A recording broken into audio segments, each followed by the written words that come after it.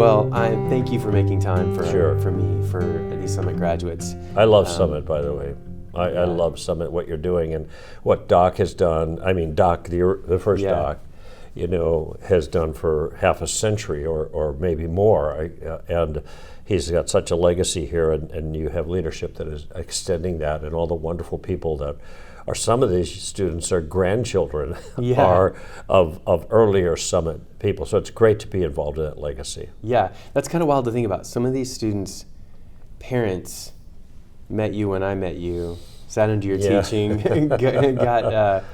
got your tape series on decision making in the will of God, or some of the ambassador curriculum, and it's impacted their lives, and that's why they're here. Yeah. So, Greg, in all your time, this is a relatively recent book. When did you write The Story of Reality? This was, I think it's 2016 is when it actually got released.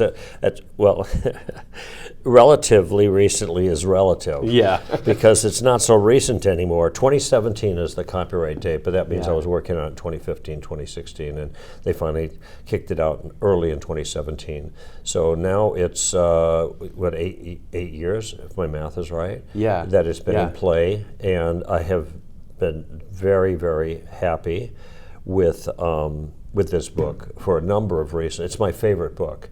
And the Tactics has actually outsold this book so far by 5 times. This is a $100,000 copy book. I got a little plaque. But Tactics is over $500,000 because of the practicality of it. Right. But I don't, this one is lagging behind, and I wish it would surpass Tactics because of the importance I think it is for the Christian to understand. If we defend the faith, we have to understand the faith we're defending. Right. And if we don't have a clear picture of that, our defense is going to be inadequate.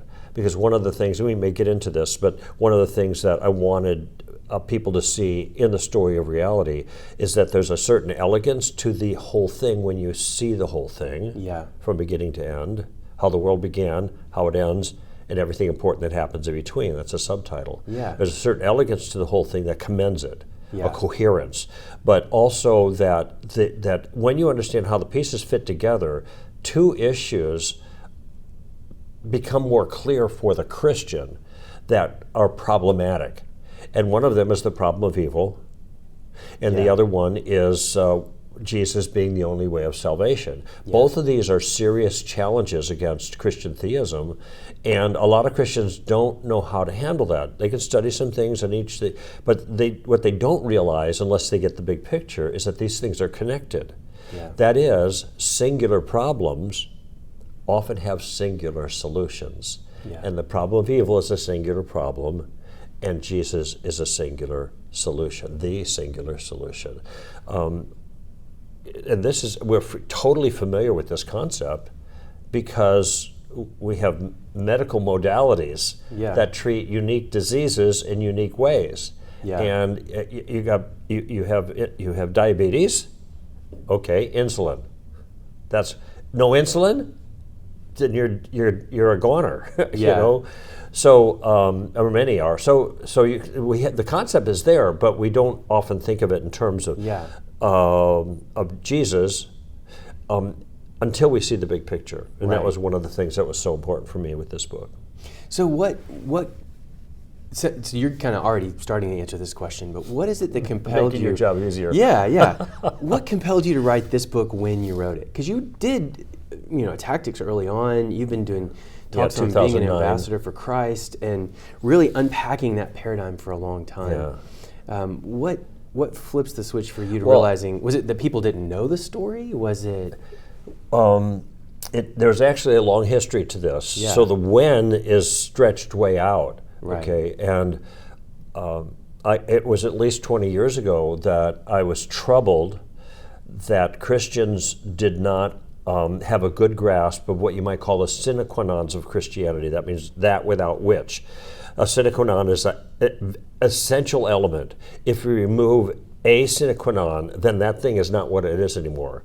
So you can believe in all the things of Christianity, but you remove the deity of Christ, for example, well, then you've got some aberrant so-called Christian group. Okay, so it's kind of like irreducible complexity in science. It's Sorry?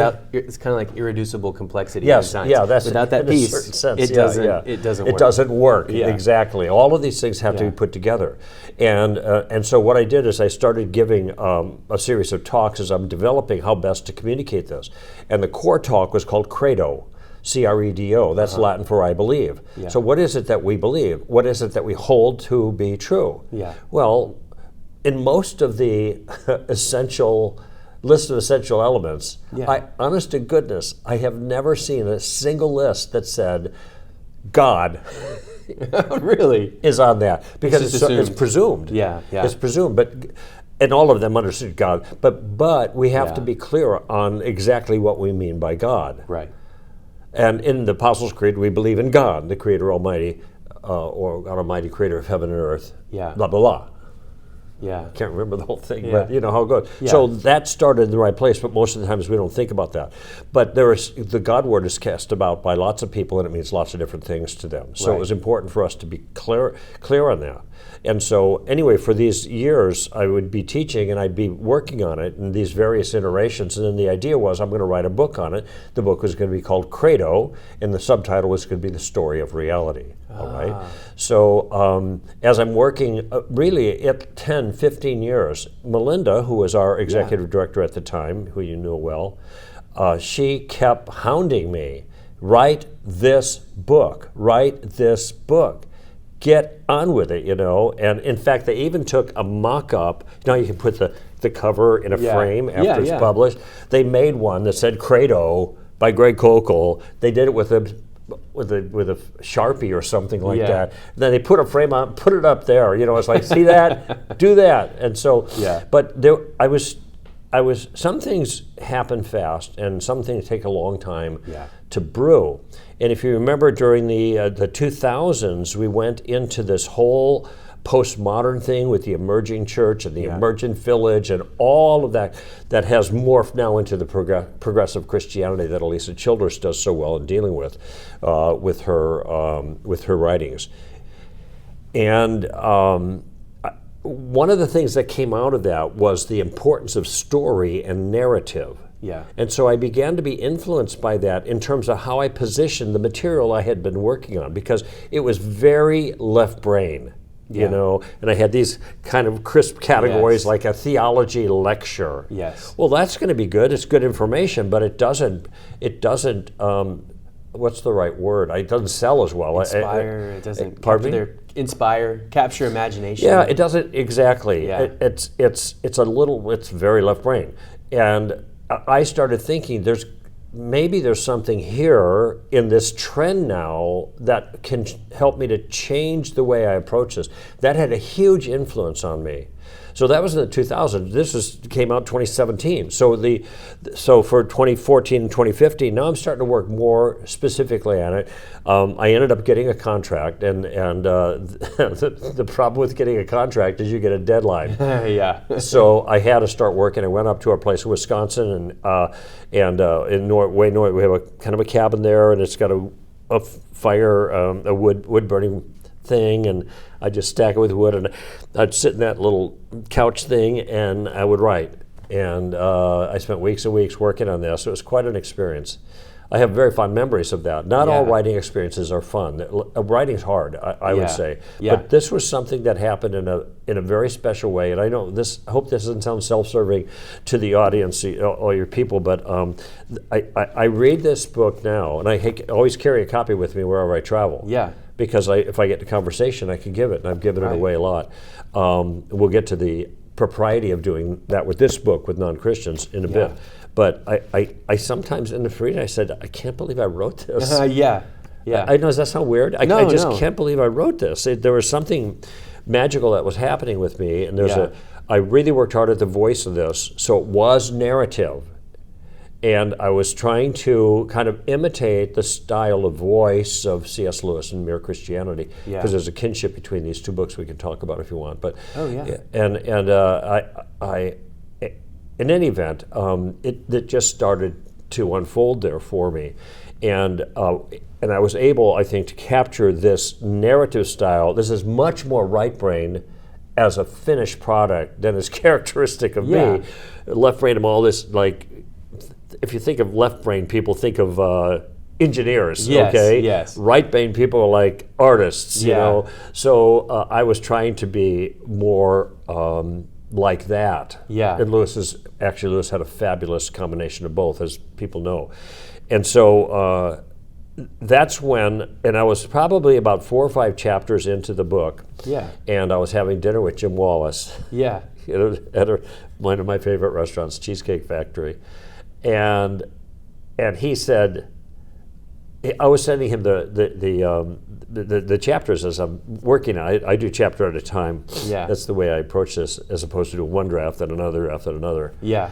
And I'd send him the chapters just to get his feedback in general. And we had having dinner, and he goes, "That book, Credo, that's a stupid title." You can imagine Jim saying that. Yeah, he's just so upfront. That's a stupid title. Nobody's going to buy your book. You know, it's going to be sitting in the bookstore. Maybe some theology student's going to look at it, maybe pick it up, but nobody wants to read a book that's titled Credo. Yeah. That's a dumb title. Well, he sold me on that in about 40 seconds, actually. Yeah. He's right.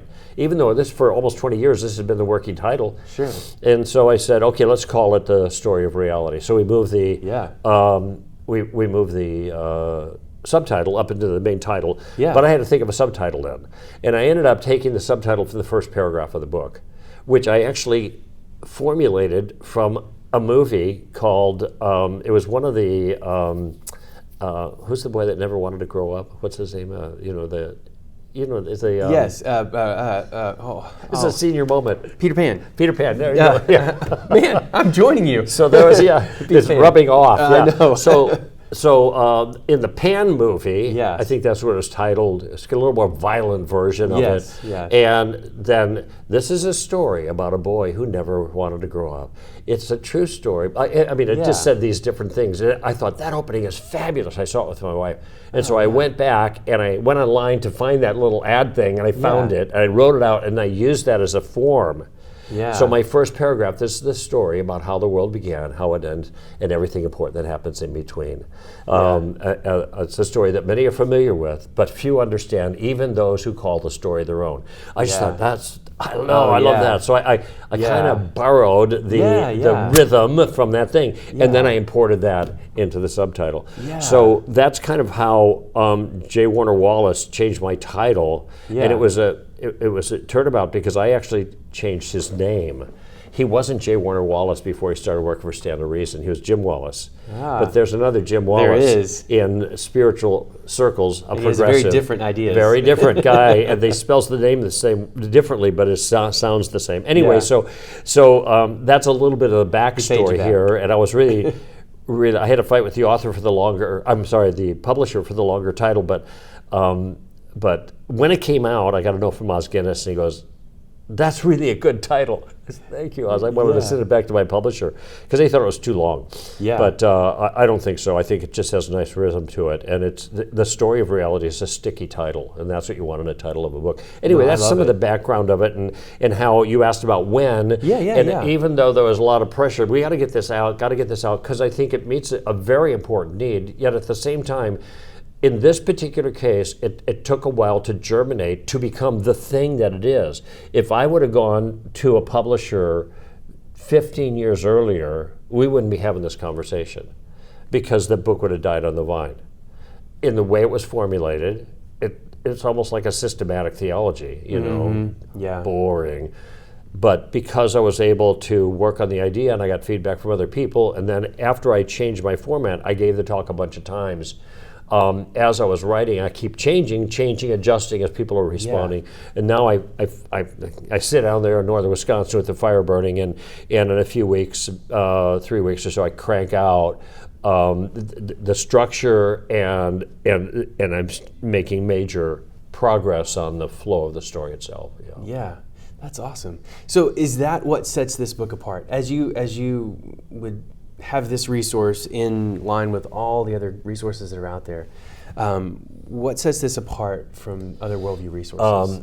You mentioned Mere Christianity. Yes, I did, and I'm always reluctant to kind of draw a comparison because I'm no C.S. Lewis. And No, and you understand but that. Yes, as inspiration. But there is but here is part of the thinking. For something like this, I go right to Mere Christianity. I say, read Mere Christianity. And people say, I can't. Why not? It's too difficult. And I'm thinking, are you kidding me? Lewis is among the most accessible readers. Yeah. And his thinking is so good, his phraseology, he's quoted everywhere all the time. Yeah. And people are saying it's too difficult. So I'm thinking there's a need for a book that will cover similar ground. I approach the issue a bit differently from him in terms of the structure of the book. Yeah. But his is much longer than mine and goes into details that I don't go into, and in a little bit more theological depth. Yet I wanted to try to provide for a new generation of readers a work that fit the role that Mere Christianity fit 75 years ago. Yeah. That's how long it's been. But it's still right at the top of the Amazon, when it comes to apologetics books. There's Lewis. He's all over, crowding all the rest of us out, But so what I did then is not only was I thinking about that original structure, which is kind of like a systematic, because the book is broken down into 5 sections that I think are sine qua non elements to the Christian worldview: God, man, Jesus, cross, resurrection. And the resurrection here I'm referring to as the final resurrection to reward and judgment, the beginning to the end, and everything important that happens in between. Yeah. So as you know, these are all categories of systematic theology proper, anthropology, Christology, soteriology, end time, whatever. But I didn't want to use that language, obviously. Sure. I wanted to introduce people to the concepts that gave them the foundation of the Christian worldview. Yeah. But this in language not only they could understand, but in a style and in a voice that was easy to read. Yeah. Not, you know me, I don't like a lot of the religious mumbo jumbo, and Yes. even in conversation, I don't use all this stuff that Christians use. I call it pastor talk, And I wanted to write a book that a Christian could feel completely comfortable to give to a non-Christian and not be embarrassed. Yeah. And not say, I know it sounds religious or whatever, but if you get past all the religious language, there's something good in here, if you can stick with it. The number one response that I've heard about this book, when people have talked to me about reading it, is, and this is also on the reports, it's a 5-star book on Amazon, along with Tactics, and I'm glad to see that. But it's the content. When I read some of these things, I don't read them anymore because there's too many, thousands and thousands of responses. But the thing that I remember seeing the most often, and what people have told me, is when I started reading this book, I didn't stop until I was finished. They read it in one sitting. I thought, well, that's good. That's a good sign.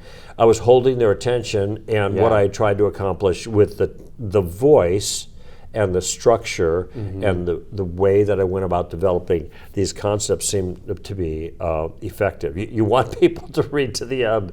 You don't want them to go, boring, and then, okay, I'll get to this later.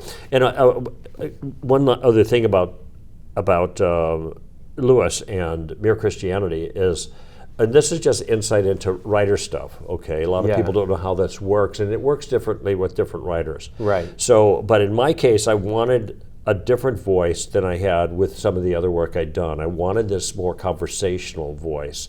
And so I went through the story of the Lewis's Mere Christianity, and I read it again, at least the first 4 or 5 chapters, and I looked the way he divided things up. So I actually did a word count of every chapter. I know all the chapters and what the word counts were of all the chapters in that book. Yeah. And if you remember, he divides them up in fairly small chapters so they're easy to read. Right. Plus, there's no subheadings. If you have most books, there's subheadings. There's no subheadings in this book. Yeah. Because that looks like a nonfiction book. Right. And then, that helps to divide the stuff up. But what I did is I did double spaces, like between sections, so people could think of chunks, but not with the headings. Yeah. So these were all, I removed a lot of the contractions out of what I would normally write.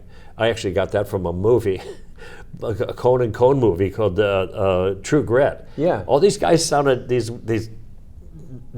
cowboys sounded so intelligent, and I was paying attention. I realized they're not using words with contractions. they're using whole word, they don't contract the words, and it just slowed everything down. And so I did that here. Normally, with writing, you want to give to the reader the most information and take from him the least time. I violated that rule to make it more narrative style, almost. More narrative style. Because in fiction, that's what you're doing. You're adding a lot more words to tell the story. Yeah. So these were all things that I was trying to do to have the voice of Lewis. In fact, before I even started my wordsmithing, I would listen to a recording of a Brit reading Mere Christianity. I'm getting the rhythm in my head because I wanted to reproduce that in the text. I wasn't trying to be C.S. Lewis. I wasn't trying to channel Lewis. But there was something about his style that I thought was very fetching, and if I could capture that in this book, it would make the book more readable. And so I really worked at that. And it turned out there's been a number of people, even J. Warner Wallace on the back of his endorsement, that makes a reference to Lewis, and a lot of people have done that. So I think I accomplished that, but they're saying it in, this kind of reads like Mere Christianity, and it's like having a conversation. When I read reviews online, they say it's like sitting down and just having a conversation with Greg, where he's just talking to you so naturally. Yeah. Now that's the kind of effect that non-writers don't realize takes a lot of work to accomplish. Yeah. If it looks like it was easy to write, it probably was not. Right. It's a lot of work to make it look like it was easy to write. But I think it worked from what the feedback I got. And even when I read it myself, I think I'm really happy with that. And I think I accomplished the goal. Sometimes I'm asked, who's this book for? Exactly. I was going to say, who was the audience you had in mind? Well, in this case, I have two audiences. Yeah. Non-Christians and Christians. Yeah. In other words, everybody. Yeah. I know this is kind of a fantasy of authors, right? They like to say, oh, my book's for everybody, but that certainly isn't true. Tactics is not for everybody. It's not for non-Christians. Yeah. It's really for insiders. I don't mind if non-Christians read it, but the point is it's meant to train Christians to do a particular thing. But when it comes to this book, we all need to understand the true story of reality. Right. And even though I use the word story here, I make great pains in the book to point out that this story doesn't start once upon a time. Right. Because it's not meant to be understood as a fable or as a myth or anything like that. The things that are recorded in the story actually happened, or they're going to happen. Yeah. This is history. This isn't fiction. Yeah. Is the point I'm making. Now that needs to be defended. And one of the things that I've done in the book is I've tried to, just like Lewis in Mere Christianity, kind of weave in what I call soft apologetics into the narrative, so that the story is unfolding, but I'm pausing and saying, now I know what you're thinking. You're probably wondering, well, what about this? Which is the kind of objection people bring up. So just like Lewis in his book, I pause and I address that. Yeah. And then we move on. So I'm trying to clear the brush, help people to see we've got an answer for that. This makes sense, actually. So let's just move forward now to the next thing. And so that makes this book appeal to a twofold audience. Yeah. It appeals to Christians, and my biggest concern, maybe the biggest, I don't know if that's the right way, but my big concern is for Christians. If we are defending the faith, as it were, I don't like to use that word because it gets misused, but if our convictions, the true story of reality, we better understand it. And if we don't understand it, we can't defend it. And most Christians do not understand it. Well, as someone who grew up in East Tennessee, born and raised in the buckle of the Bible Belt, one thing I learned quickly, yes, hillbilly. I mean, Appalachia's next door. Right. Well, one hillbilly became vice president of the United States, so you never know. That doesn't, But one thing I learned really quickly is you cannot assume the gospel.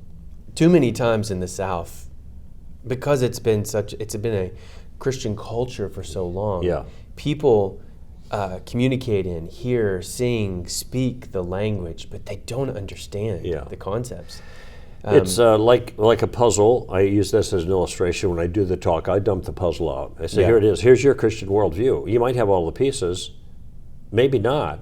Maybe other pieces from other puzzles, maybe missing pieces. The thing is, you don't have the big picture because you never put the pieces together. Right. So you're missing a lot. And that's what happens. I see that. So I want Christians to get the big picture. I'll give you one of the most touching anecdotes for me personally regarding this issue. And that is my younger sister, Bonnie. She was the youngest of 5, got baptized around 2000, and but was away from the rest of the family, didn't have that much contact, lived in Chicago. And when I sent her a copy of this, she wrote me a note back and she said, "I never understood Christianity until I read your book. Thank you, thank you. Thank you, thank you." And last year she went home to be with the Lord. And she died in peace, totally trusting God with complete confidence that He was going to take her home. What a sweet thing for me, probably the best testimony I ever received, that here is one person where it all crystallized in a way that made a huge difference for her. And that's what I want to see happen with lots of Christians who read the book. And in fact, from the comments on Amazon, that has happened. But on the other side too, I want a lot of non-Christians to read this, because they do not understand Christianity. And you know this yourself by seeing things on YouTube and talking to people and hearing questions or challenges from the other side. So many of the challenges are based on a complete misunderstanding of what our view holds. So they become sophisticated straw men, but they sound compelling because they're sophisticated the way they use them, and when they understand the true story of reality, this is our story, not what you just told us, not what you're attacking. This is it right here. You want to attack us? Or attack the real McCoy, all right? And I want to help them to see that, but I also think that non-Christians who read it are going to get a big stone in their shoe, as I like to put it. And they're going to see the true story of reality in a different light, because this, nothing compares to our accounting of reality.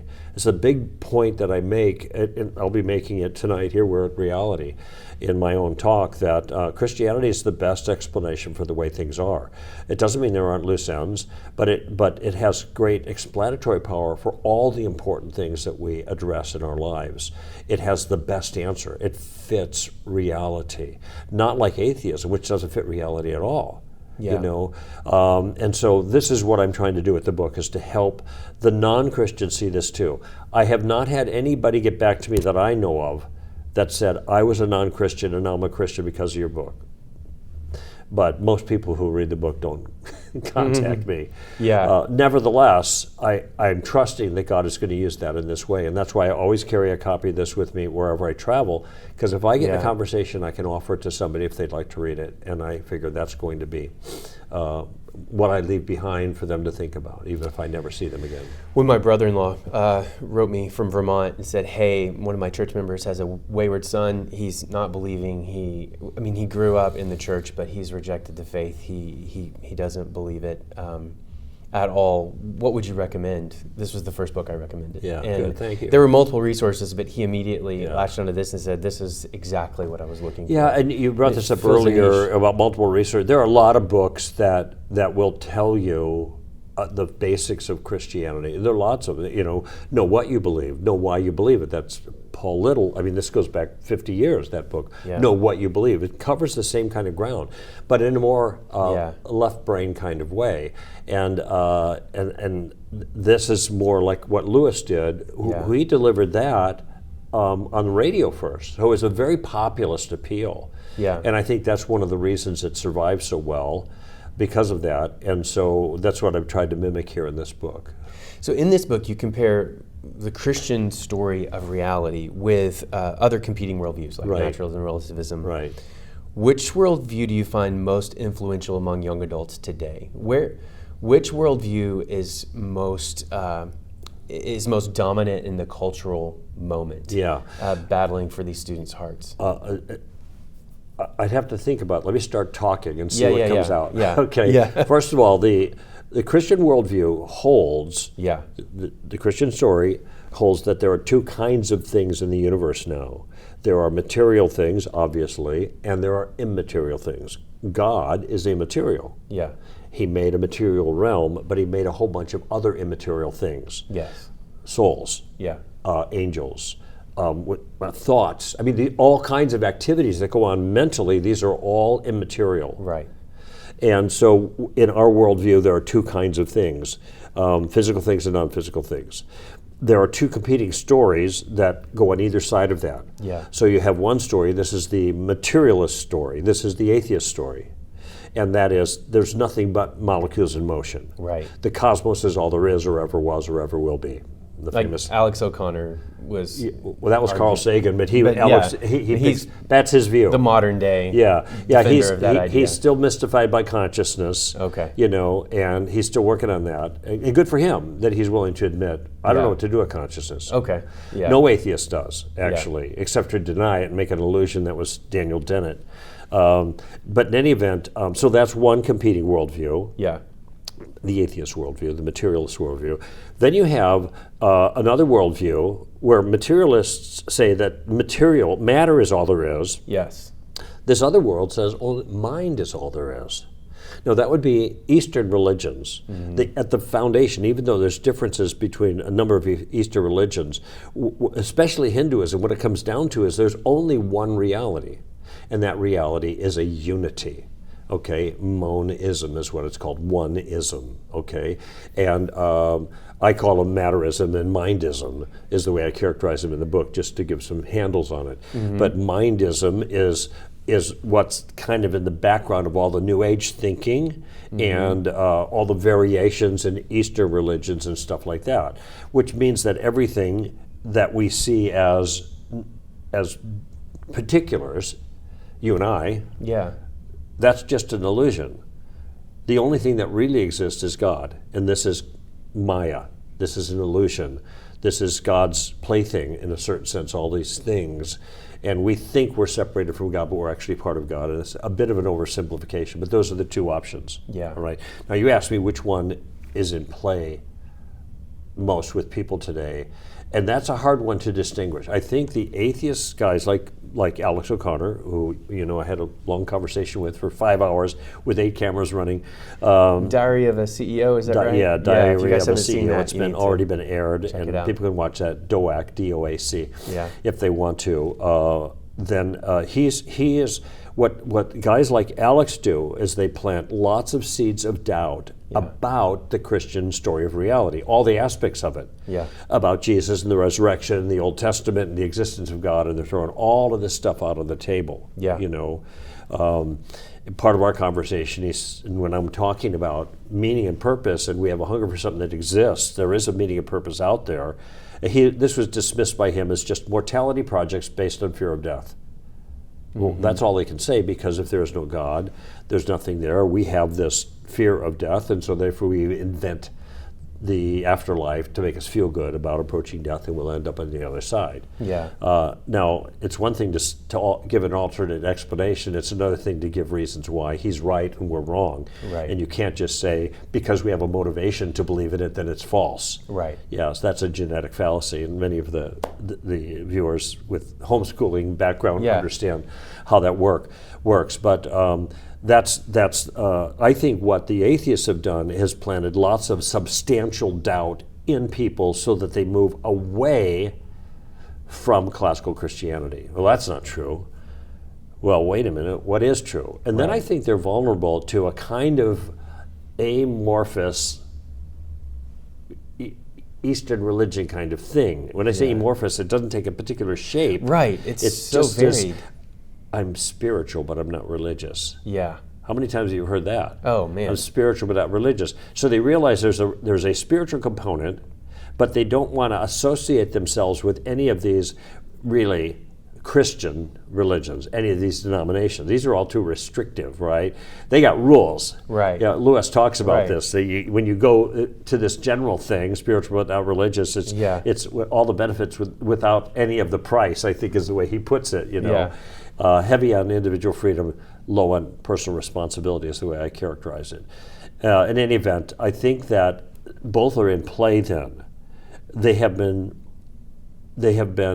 encouraged to doubt by the atheists with very particular challenges. The monist, the New Age, they're not going to make challenges against Christianity. They're going to try to make Christianity fold into their Eastern religion motif. So to a guy like Alex O'Connor, Jesus was just a man. If he even existed at all. No, Alex is convinced he does. But a lot of atheists say maybe not, and that's nutty. But nevertheless, but this other side, the monistic side, say Jesus was one of us. Yeah. Well, so progressive Christianity is on that side, but closer. It's this weird bridge, right? Yeah, my characterization of progressive Christianity is that it's religious relativism run amok. Yeah. The only thing that progressives agree on, as far as I can tell, this is where Lisa would do a much better job than I would do. The only thing they agree on is that classical Christianity is false. Yeah. And then, so leave that. Yeah. Where do you go? Anywhere you want. Yeah. Anywhere you want. Away from that. You can still use Christian language if you want to be under a broad rubric of Christianity, but it's not anything like classical Christianity. Yeah. In fact, it's so different that it's not even honest to call it Christianity, because there's nothing about it that's Christian. Right. Certainly social justice is not a value, a New Testament value. And I've already written a piece on this called The Myth of the Social Justice Jesus, or The Legend of the Social Justice, at str.org, just saying. Yeah. But so they're going to, wherever you want. So they're really in a unique category. They radically relativize everything. It's whatever you want. You want to be an atheist, you can be that. You want to be a Hindu, you can believe that. If you want to be, call yourself a Christian and then champion all these non-Christian causes that have to do with all forms of sexuality and marriage and yada, yada, yada, mm-hmm. You can do that. The one thing you can't do is be a real Christian. Mm-hmm. So they are defined by what they're against, I think, and having come out of it. Yes. So progressive Christians have come out of that, and now whatever.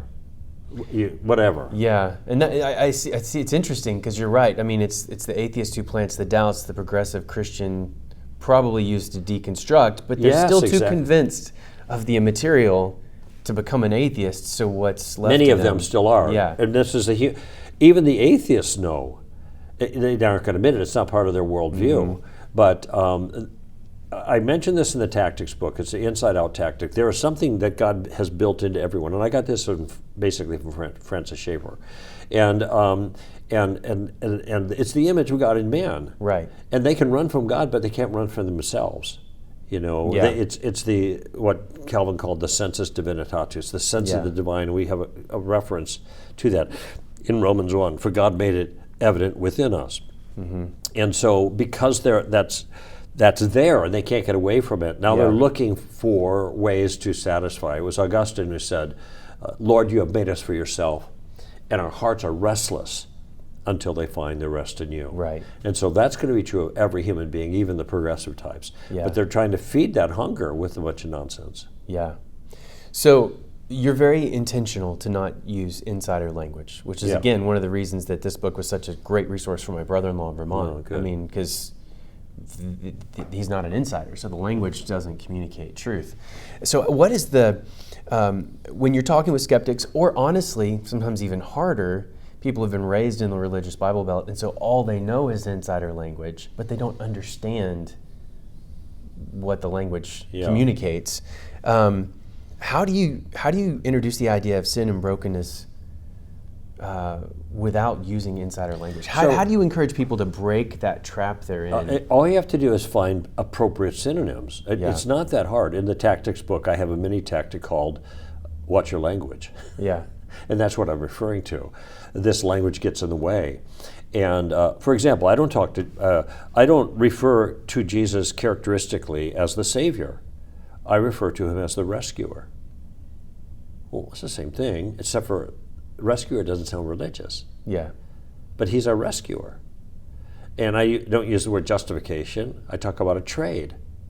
He traded our bad stuff for his good stuff. He gets our bad stuff, we get his good stuff, and he gets punished for our bad stuff. Well, that's justification. That's substitutionary atonement, but I don't need all those words. I might at once in a while insert it, just so people know if you're, have some kind of background here. That's called justification. But Yeah. the point is, he made him who knew no sin to be sin on our behalf, Yeah. that we might become the righteousness of God in him. So that's the 2 Corinthians passage that describes that. But this is true throughout. I talk about rebellion. We have rebelled against our sovereign. Every single day, multiple times, we have broken his law. And one day we are going to have to stand before Jesus, and account is going to be given of our life, and the books are going to be open, and I call them the books of death. That's Revelation 20. In contrast to the book of life, which is characterized that way. Those other books aren't characterized that way, but they are the books of death. Yeah. Because these are our rap sheet. It's the list of everything we've ever done wrong. It's all there, a record. He's making a list, and he's checking it twice, right? Yeah. And he knows who's been naughty, everybody. And that's going to be the standard by which we're judged. So nobody is going to be able to say, this isn't just that I'm getting judged. There it's going to be. Jesus said, every idle word that you speak, you'll give an account of on the day of judgment. And one of two things are going to happen at that day. Either perfect justice or perfect mercy. Perfect justice is punishment for every crime you have ever, notice I use crime, not sin. This whole thing I'm doing right now is an example. I'm just role-playing for you. Yeah. For every crime you've ever committed against God, and God misses nothing. Or perfect mercy, which is forgiveness for everything you've ever done wrong, and God misses nothing. Here's the simple calculus. Either Jesus pays or you pay. Now, there's an example of talking about all this stuff, and I mean, Jesus, that's a religious word, I guess. It's kind of hard to talk about this without at least referring to him. Although much of the time I talk about Jesus of Nazareth, and it's a little bit different than just saying Jesus or Christ. And it also emphasizes this is the man with his feet on the ground, God come down kind of thing.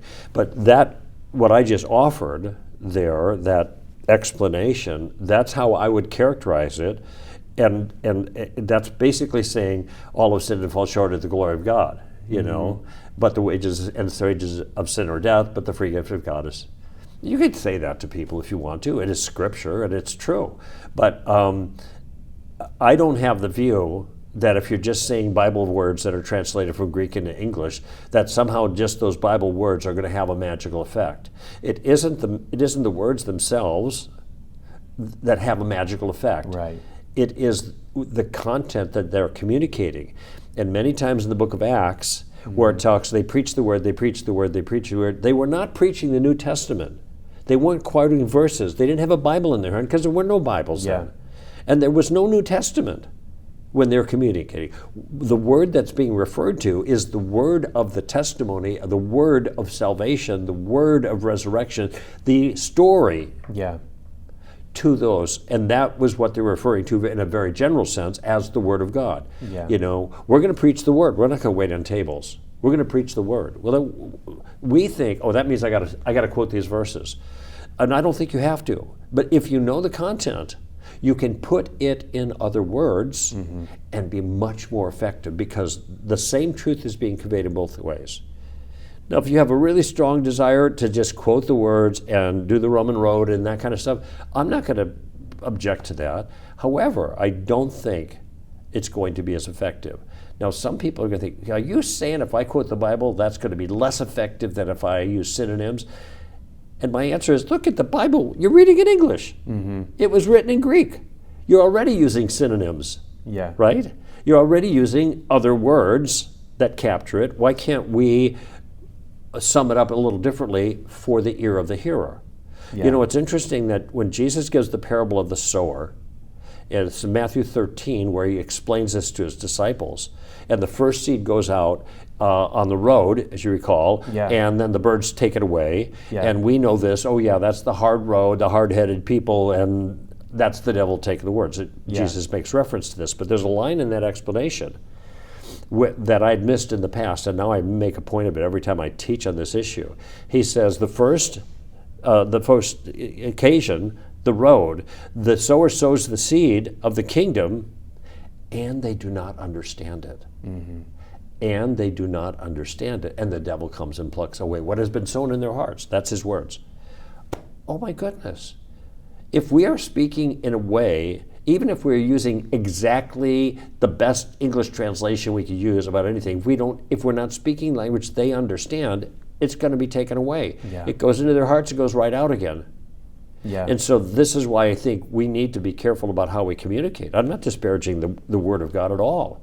Yeah. I'm saying let's take the Word and let's put it in language like a paraphrase. Yeah. By the way, pastors do this every Sunday. Yeah. They read the verse and then they explain or they paraphrase or whatever so we can get the depth of it. Same thing. There was a guy at a church I was pastoring 10, 12 years ago, came to a membership class. And partway through the membership class, he asked a question like, are you saying that I need to believe that Jonah was real and actually got swallowed by a fish? And I said, well, hold on to that question and let's you and I talk afterwards. Because I didn't know if he wouldn't have a problem believing that, just had been taught and heard that it was metaphorical. So we got into further conversation afterwards and come to realize he's a universalist. He doesn't believe Jesus is the only way. Yeah. He thinks and he's been coming to this church for 5 years at this point. Wow. Loves the church, loves the pastor, loves the preaching, wants to become a member. And it takes a one-on-one conversation for me to realize and go, hold on a minute. What we're teaching in this membership class is what we actually believe about the way the world is. Yeah. And you can't just believe whatever you want. And at the end of that conversation, he said, I don't know that I should become a member. And I was like, I agree with you. I don't think you should. I don't think we are on the same page. Right. But it was a revelation to me of this man sat under this teaching, liked it, loved the people he was surrounded by for 5 years. And it was solid, clear teaching. Mm-hmm. There's no reason he couldn't understand it, but he didn't. And it took a personal conversation, recognizing you're hearing the same words, but you're not understanding the same truth. Yeah. And it needed to be explained differently. And in a very real way, I see this happening with progressive Christians, right? In that Christians will say, here's the truth, and here's the scripture it's anchored to. And a progressive Christian will say, no, that's not true. And they'll go back to that scripture and try to reinterpret it and tell a different story or cast doubt. Right. And so then you see people kind of squirming of like, what does this actually mean then? I remember reading an article from the HuffPost, which is very left, and a guy he's doing his own exegesis of John 14:6. I am the way, the truth, and the life. No man comes to the Father but through me. And his point was, there are a dozen ways to understand Jesus, what he means here, and he's giving these options. It's almost as if he's taking, this is the only place that Jesus made any claim like this about being the only way, and we could figure, he could have meant something else. It's from the beginning to the end in Jesus' ministry, and this is something that I show here in the story of reality, but it's not just the beginning to the end of Jesus' ministry. It's from the beginning to the end of the story. Right. It is all part of the whole story. And if you remove that, then the story simply collapses. I think that's so much of the power of this book. This grounds you and keeps you. The story of reality, knowing it, grounds you and keeps you from taking these passages out of context and being swept away by these folks who want to go, that's not what Jesus meant right there. Look, if you go back in the Hebrew and the Greek and in this culture and you're like, it sounds so persuasive in the moment until you remember the whole story and go, no, from the beginning to the end, it's never been that way. That's right. Yeah. I remember who's the guy who used to be the quarterback of the Green Bay Packers and now he's with the Jets or somebody like that? Brett Favre? Huh? Was it Brett? No, he's still playing. Oh, okay. I don't know. I'm terrible. I'm not a big... Everybody is listening is screaming the name. But he used to have, his girlfriend used to be that race car driver, and Dana something or other. Yes. So he was on an interview with her, and he said something like, I can't believe, he defected from his Christian roots, and he says, I can't believe God would send people to hell just because they didn't believe in him. Well, that's not Christianity. Yeah. You don't believe in God, so you go to hell because you don't believe in him. That has nothing to do with Christianity. The demons believe and they tremble, right? James says. Right. So it's a total misunderstanding, though he was raised somehow in a Christian environment that he's now defecting from. Yes. But he didn't understand it. And I think this is... I'll probably think of the name like 2 in the morning, right? But this is the name that, this is the same kind of circumstance that many people face that defect. Yeah. They're defecting from a Christianity that isn't Christianity. Right. Now, it doesn't mean if they got it right, they'd still hang around. But Sure. if you're going to reject something, make sure you're rejecting the thing and not some misunderstood or distorted version of the thing. Yeah, yeah. So true. They're defecting from a false understanding of the faith. Aaron Rodgers. There it is, Aaron Rodgers. You got it. You got it. You got it. I felt bad for him because he doesn't get it, and a lot of people don't get it either. Especially Jesus being the only way, it makes no sense to them. But it turns out that our whole story is about the problem of evil. If we didn't have a problem of evil, we wouldn't have a story. Yeah. So it's not foreign to our story. As one of my daughter's teachers many years ago put, and I use his language here, and I footnote him, give him a hat tip. Yeah. He said, evil is part of our story, and our story's not over yet. Evil is part of our story, and our story's not over yet. Alex O'Connor, evil's not part of his story. There is no place for evil to fit in his story. Dr. K, who is the Harvard medical psychoanalyst, Buddhist, something, evil's not part of his story either, because he's a monist ultimately, and therefore all the distinctions are illusions. So even the distinction between good and evil is an illusion. So it's interesting in this conversation we have an atheist, we have an Eastern religion guy, and we have a Christian theist. I'm the only one that is able to affirm that something's wrong with the world, and it's called evil. And it doesn't matter where you live or when you live, everybody knows that there's evil in the world. The world's broken. And so we're the only ones among these three who are in a position to make sense of one of the most salient details of reality, evil.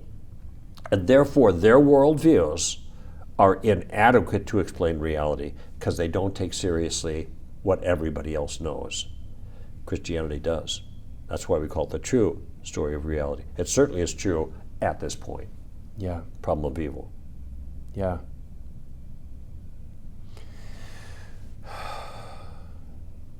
Man. And the problem of evil is the one problem that hangs most people up, even Christians. Yes, that's a good point, even Christians. And when I deal with that in a talk, I do make this point. It's not just the outsiders who are pushing back on the problem of evil, it is the Christians as well. And an interesting thing over the years, my talk has changed a little bit in my introduction because I make the point to them that this is not a Christian problem. This is a human problem. That is, does the Christian have to address it in the context of his worldview? Sure, but we're not the only ones. So if it turns out that you reject God because of the problem of evil, okay, I understand that, and you're welcome to that. But my question now is, how do you solve the problem of evil inside your worldview? What resources does your worldview have to solve that problem? Their worldview has no resources because their worldview can't acknowledge the reality of evil because that would be based on an external transcendent moral standard that judges behavior as right or wrong, good or evil, which standard cannot exist in a materialistic world. The best they do is they say, well, evolution has caused us to believe falsehoods about morality to help us get our genes in the next generation. Which, by the way, raises another question. If evolution has caused us to believe falsehoods about morality, it tricks us, and that's the standard answer. I'm just saying. I've been around the block with lots of people on it. Michael Ruse makes this point very clearly, the philosopher, who just also passed away, the atheist evolutionary philosopher from the University of Florida. If evolution has tricked us to believe falsehoods about morality, what other things do we think are true that evolution has tricked us into believing? That cast doubt on the whole matrix. Exactly. The ability of our mind to determine truth. And Lewis has pointed this out. A number of philosophers have pointed this out too. Alvin Planck has pointed this out. It's a serious problem with Darwinian evolution. It doesn't choose for truth; it chooses for reproduction.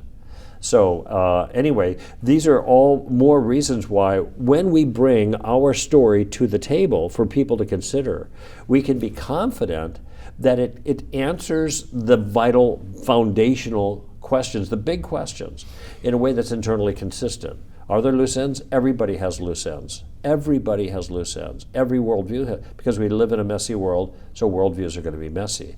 But I think we can confidently say that the Christian story of reality tells a true story, does the job of covering all the important bases in a persuasive fashion. So which chapter of the story of reality, not the book, but the actual, your book outlines the story of reality pretty well too, but which chapter are people least convinced of at the moment? Which one's the hardest to persuade people is true? Is it that they've not come to terms with evil, or this is a good? That's a good question. I've never thought of. That's why I have to look at the chapters here, and because sometimes I've realized this in the South. People aren't asking the right questions. They're assuming a lot, and so sometimes you have to do the hard work of begging the right question before then the big rock falls into place where it's like, okay, from here we can get to how Jesus is the answer to the problem. There is this is a hard one to answer because I think it depends on the individual. But as I reflect and look at the chapters, I think on the issue of God, because there's so many objections that atheists raise, I do contrast two different options, two different stories, not just our story, but the matterism story, that's the atheist, and the one-ism story, which is the monist, the Eastern mystic. And I show this is why one of the reasons they don't work is because neither takes evil seriously. And evil is such an obvious feature of the world. And that disqualifies them immediately. But we do. It's part of our story, and our story's not over yet, is my point. So but here's an amazing question that comes up all the time from the atheist side, and it really amazes me. Okay, who created God? Now, Michael Shermer asked me that question on a debate, and a 3-hour national radio debate. And I told Michael Shermer, I was ready for this because I knew he was going to say it, and he knows better. He's got a PhD. Kids ask this question. Adults shouldn't ask this question. And what I said to him is, Michael, you don't believe God was created because you don't believe in God. You know I don't believe God was created because my conviction is God is eternal. There's nobody in this discussion. What are you asking that question for? Nobody in this discussion who believes God was created. So why are you asking who created him? And this is really the salient point. You don't have to answer the question who created God because, on our view, God never came into being. It's an inappropriate question. It's a category error if you want to think informal fallacies. But it's simple. They think, well, the universe. We argue the universe had to be created. So who created God? Well, it had to be created because it came into existence. It started. God didn't start. He was the starter. Most likely. So it's just a misdirected question, but it's amazing how many people will ask that question without realizing it's not an appropriate question to ask, given the nature of the belief system. So that's a stumbling block. Ironically, it comes up a lot, but and I go into some detail about how to answer. And it's also kind of a complex question. If a child says, "Who created God?" Well, honey, what are you assuming when you ask that question? Oh, I guess I'm assuming that God was created. Why would you assume that? On our view, God wasn't created. And if God wasn't created, we don't have to ask that question. So we just kind of explain it that way. Now, that doesn't mean that we have to defend the idea that God was not created, but they're looking internally into our worldview and saying that this doesn't work. And it only doesn't work because they're confused. They don't understand the worldview. Exactly right. So that's one stumbling block. I think the point I make about humans is that humans are special. Man is beautiful and man is broken. It's the simplest way I put it, 2 B's. And he's beautiful, made in the image of God, and that's why he's special, and everybody knows that. And he's broken. Everybody knows that too. So that's not too contentious. But the brokenness is moral, and that's what leads to true moral guilt that has to be resolved. There's confusion on Jesus. Because on the one hand, people think, some will say, almost nobody who knows anything about this, and even Bart Ehrman makes this point, virtually nobody will say Jesus didn't exist. Yeah. Except for people who spend too much time on the internet and have never studied the primary sources. Right. Bart Ehrman, one of the biggest critics of the New Testament, an atheist or maybe agnostic, he says, don't say, he told an atheist, don't talk like that. It makes you sound stupid. Yeah. Stop that. Because he knows Jesus. But that is a popular meme right now, kind of going through, or that it's just an invention of prior, I call it the recycled Redeemer, and I do address that here in the book, that all these Osiris and et cetera, I can't even remember all the pagan gods right now, but they say this is just a collection of all these things. And this is pardon me, I'm going to use the S word here. Sure. This is stupid. Yeah. Pardon me. It's drivel, is what it is. And there's a whole bunch of ways to demonstrate that. But nevertheless, it's captured the imagination of a lot of people. So that is a sticking point, okay? Right now, on the cross part, I make the case for a substitutionary atonement, because that's what the Bible teaches. Progressives hate that. Mm-hmm. They hate that. Yeah, they do. And I wrote a special piece called Why the Blood, that's on our website, to go into the details of that. So a lot of stuff at str.org is available for students to go on to address some of these particular more surgical strikes in Christianity. Yeah. But that's another one on the cross. And the resurrection, of course, the problem with the resurrection, so each of these points, I guess, have sticking points for certain people. Yeah. And the final resurrection is to reward or judgment. What's the judgment? Hell. Yeah. How long is that? Forever. Mm-hmm. That was Jesus' view.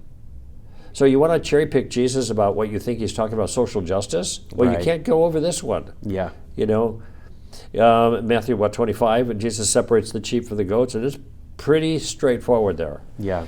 And if you take just a fair read of the text, you can't misunderstand this. But people don't like that. Yeah. How could a loving God, blah, blah, blah, is the way. And so I asked the question, what makes you think God is loving? Because that's their pivot point, right? And this is in the book, this point. Well, he's good, isn't he? Yeah, he's good. Well, then he'd be loving, yes. He's good, therefore he'd be loving, okay? Well, then why would he send all these people to hell? I'll tell you why, because he's good. Mm-hmm. The same thing that grounds his love, his goodness, is the same thing that grounds his justice. Right. Because it would not be good for God to let evildoers go unpunished. Right. And the irony is he made a system that allows for evil to be punished, but evildoers to be forgiven. Yeah. That's the cross. So it's great. See, even that simple point clarifies so much of what I've seen in the algorithms of social media lately from progressive Christians about justice.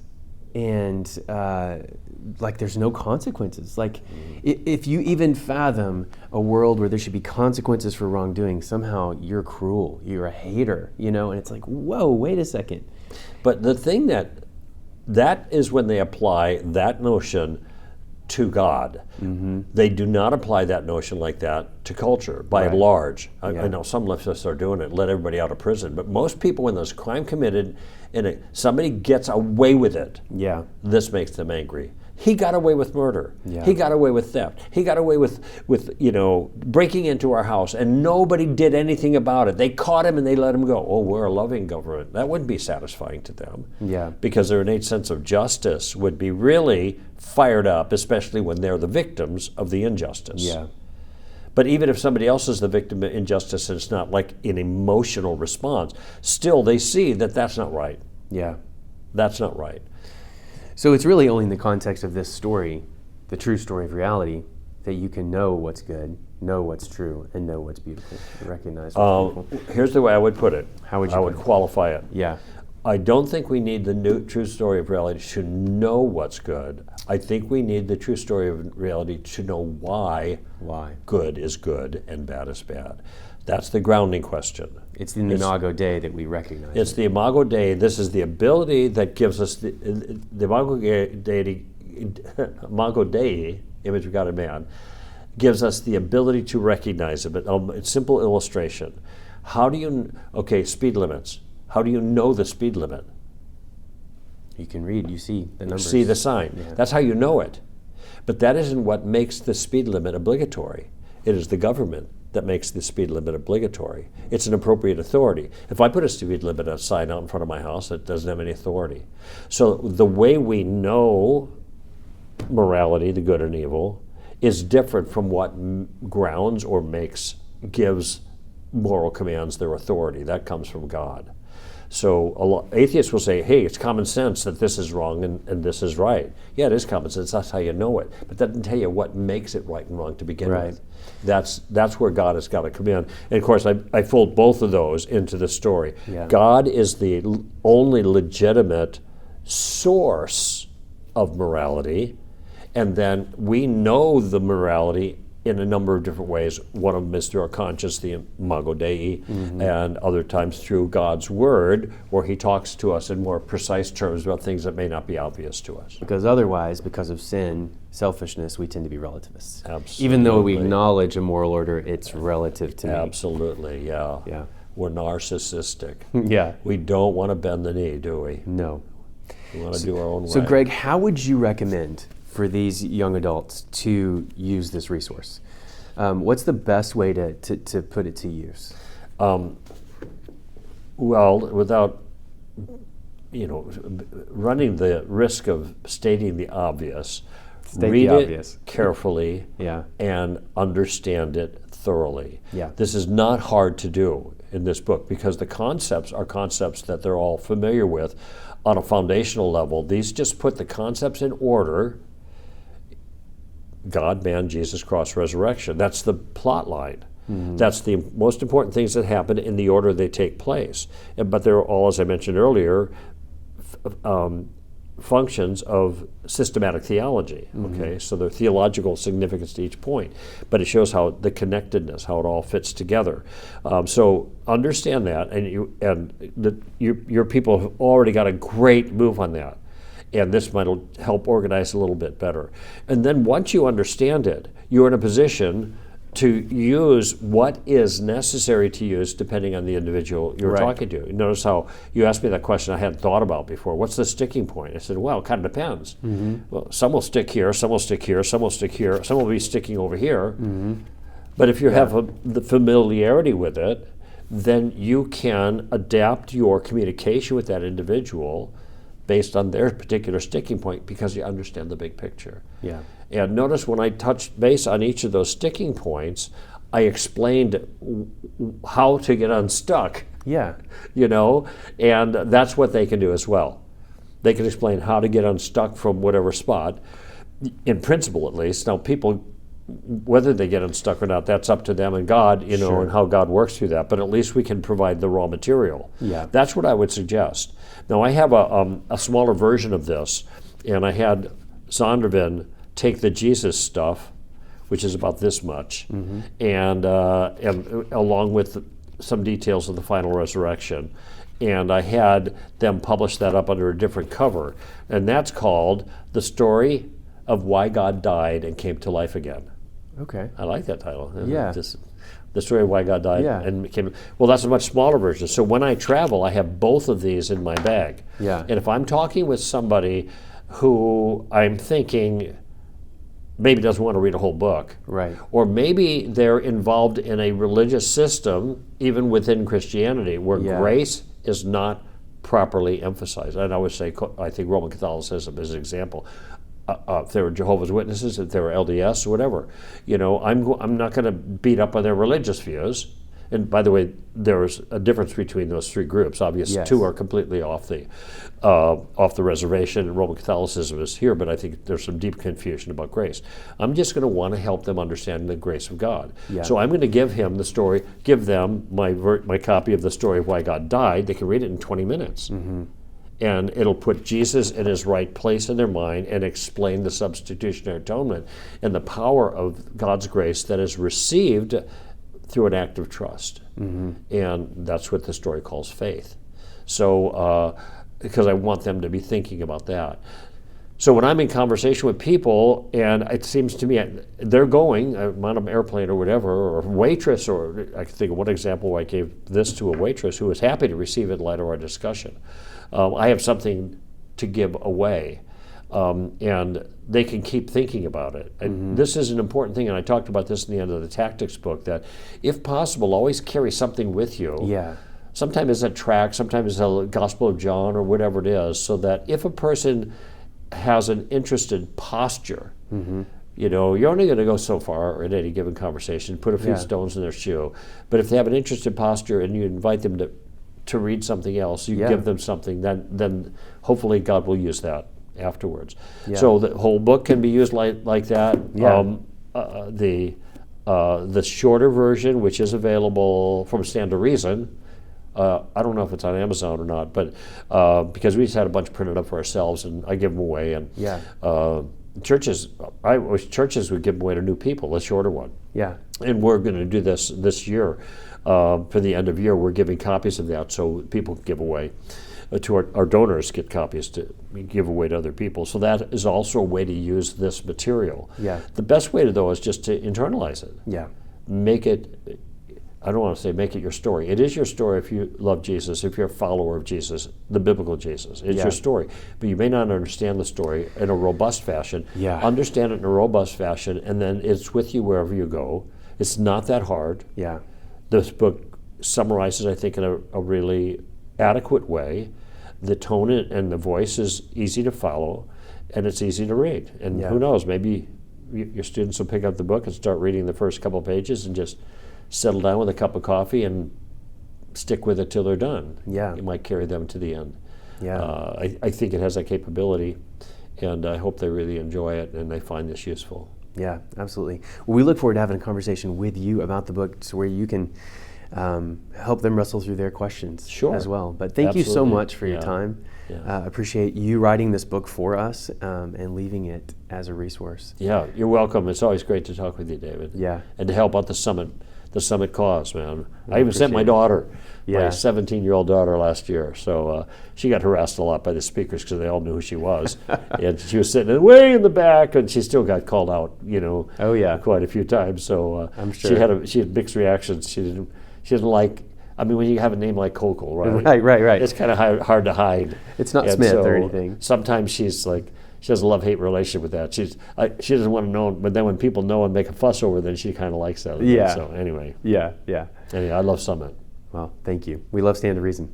Thank you. And we'll make accessible all Stand to Reason's resources. We'll include links and everything in this. But I would also strongly encourage you, as you study this, part of this is we want to introduce you to this resource. The second part is we want you, who are in the leadership cohort, to be prepared, equipped, go through the process to be ready to lead a Stand to Reason outpost. And outposts are people that have been commissioned, have read the story of reality, gone through a small vetting process, and now lead other groups, right? Outposts are kind of boots on the ground cohorts of sort, groups of like-minded, kindred spirit Christians, usually in the setting of a local church, who are meeting together on a regular basis, sometimes weekly, sometimes bi-weekly, sometimes monthly, whatever, to be encouraged, to be brought up, taught up. And the way it's independently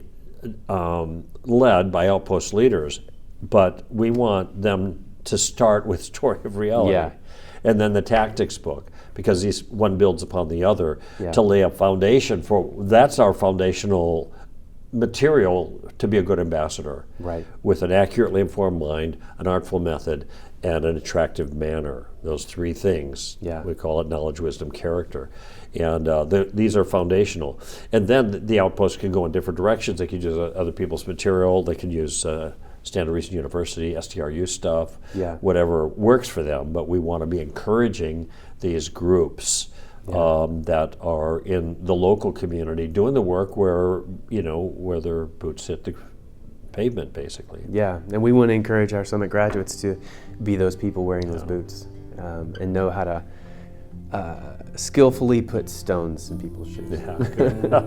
Thank you, Greg. Welcome.